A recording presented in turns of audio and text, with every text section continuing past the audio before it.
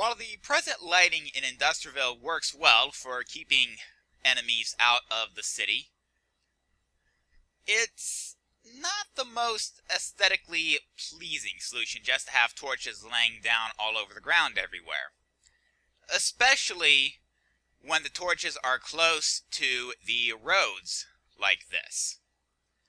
Let's fix that, at least for the areas around the main roads. The areas off the main roads will, of course, likely still rely on torches on the ground. There really isn't a good aesthetically pleasing solution for those. But first I'm going to build a little bit of a base, and that's going to be this limestone with ornate panel. And I'm actually going to start here in front of the storehouse.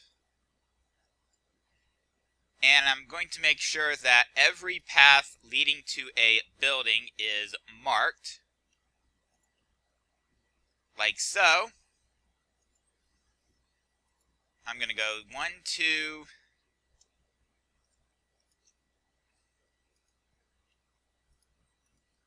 let's go like so, 3,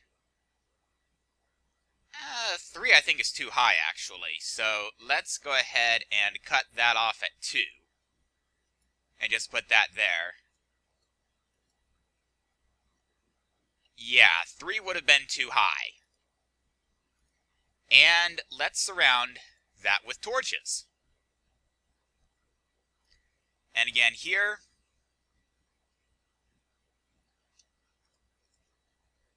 let's actually use a dirt for scaffolding here, just the one. And there is number 2.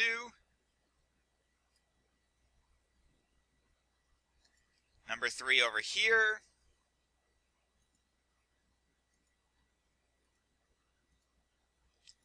Like so.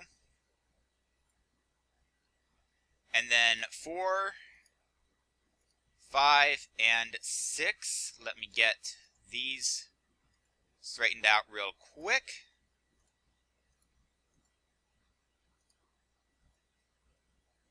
That's 4. This is 5.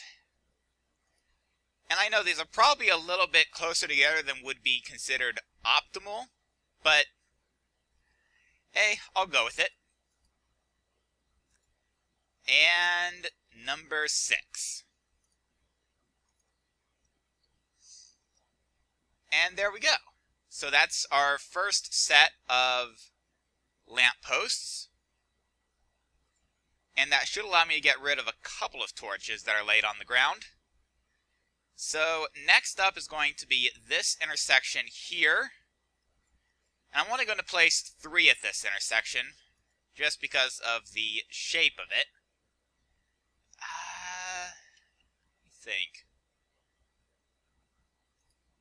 I think that would be the preferable answer for that one.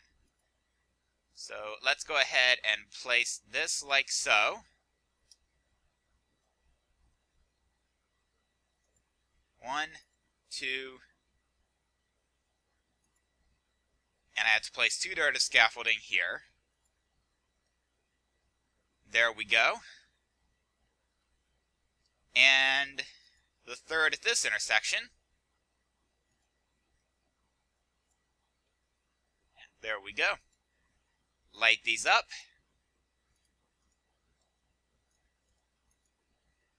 And 1 more to light up. And now I can actually remove a couple of these torches on the ground here. That one, and let's say that one. Probably also this one as well. Yeah, I think we're actually good on this point. Yeah, we are. Okay. Now, the 3rd intersection.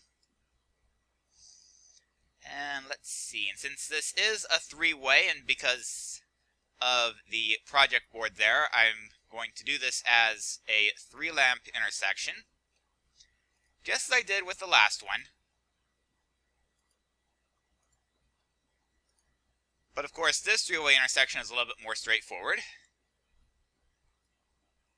And that lets me eliminate that torch. 1, 2. Top. Place the torches down and get rid of that torch, but actually, no, I'm okay on that front. And finally, this lamp over here. Well, actually, I'm going to get rid of that torch, won't it? Yeah. Alright. So, there's some light for Industriville. Now I'm going to continue setting up light posts around the city.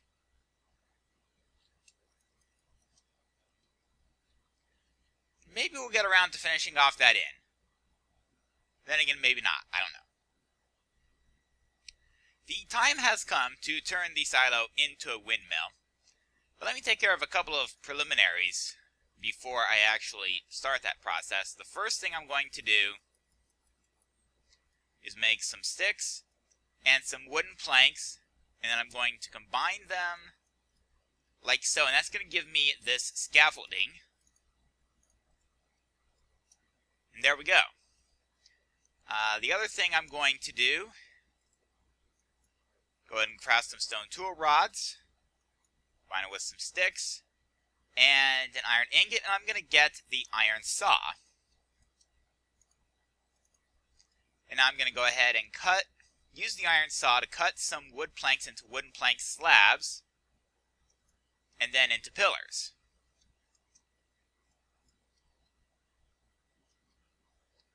Should probably also swap out my tools, shouldn't I? Yeah, I'm going to need different tools for this. And go ahead and put up the stone tool rod, because I won't be needing it for a good while yet.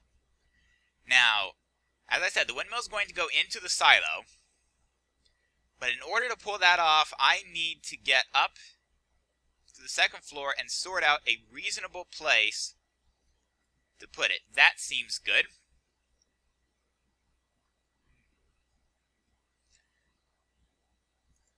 Actually, I might have regrets about that one. There we go. And now, let's see. There we go. And let's see, that's the center of the room. So let's go ahead and put that as our gearbox there. Yeah. And then that's there for the interior. There we go. So that's the interior side of the windmill.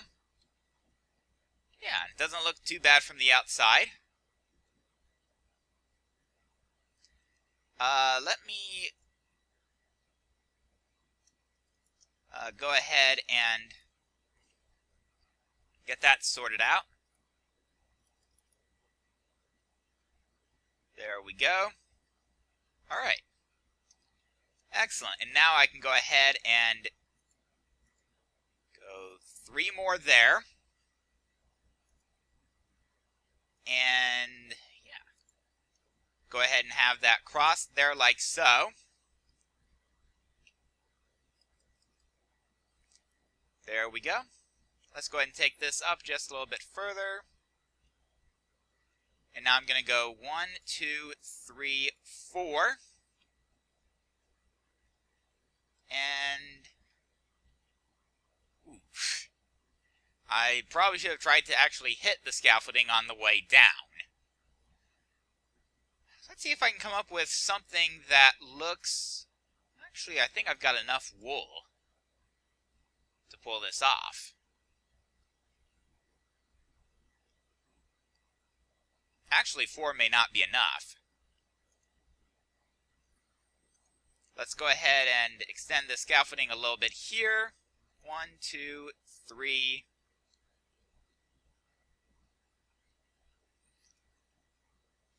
4, 5. Yeah, that leaves plenty of room for me to walk in. So I should go 5 in each direction. Alright, so there's our 5. There we go. So let's go ahead and that like so. And actually, I'm going to have a slightly easier access from the roof of this structure, won't I? And now when I destroy that scaffolding, and you can see that those two scaffolds that were only connected through that scaffold are now cleared up. Yeah, that looks not too bad. That's a single sail. So let me go ahead and make sure I have enough wool to complete this build. Let's eat a little bit of toast. Alright, let's figure out where exactly I want to put that. Yeah, that will have to do there, I think. There we go.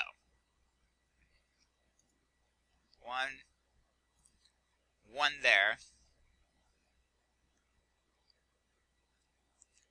Alright. There we go.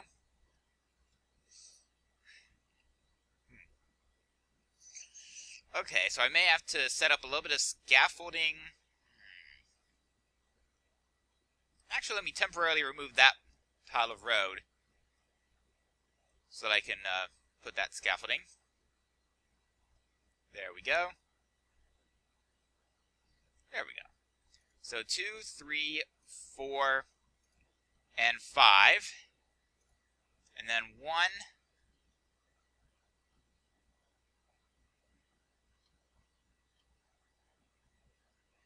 Okay, let me see if I can actually hit the scaffolding this time. No, I cannot go up it going backwards. Alright. Well, let's do that with the scaffolding then. There we go. Et voila! 2 sails complete. And let's go ahead and get rid of that scaffolding, now that I don't need it. And let's get those two out of the way as well. Now, let's see, 2,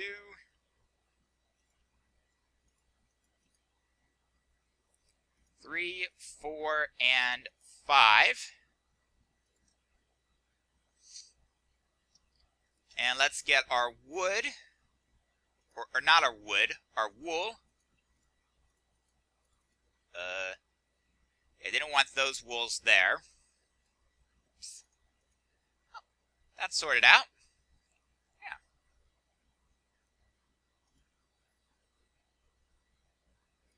Now, uh-oh. Well, that wasn't exactly what I intended. I guess the scaffolds were not where I thought they were. Right, well. Yeah, so it looks like I'm good on the scaffolding there. But let me actually go ahead and cut the scaffolding down to there. There we go. Et voila!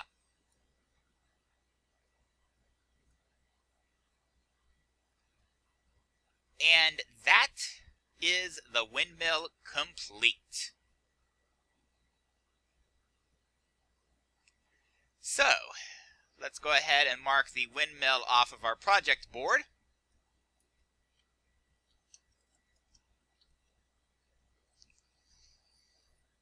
And we're actually getting fairly close. Let me give you a brief update on my crossbreeding.